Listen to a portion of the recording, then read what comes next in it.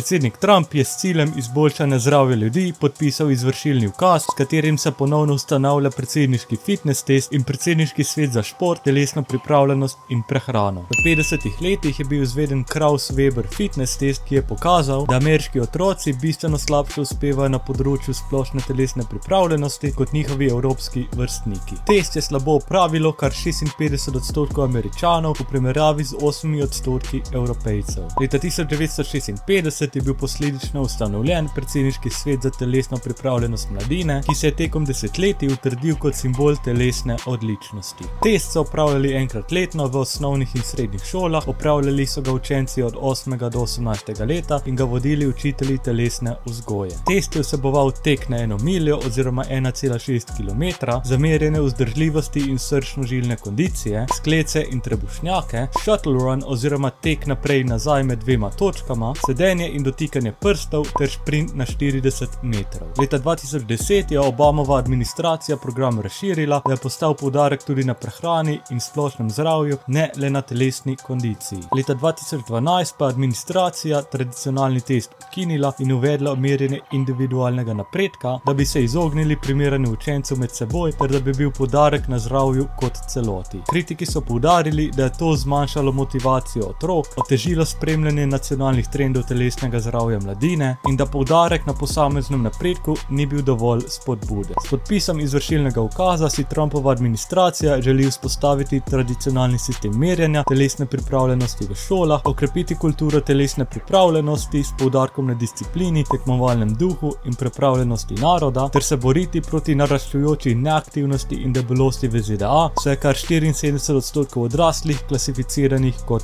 debelih.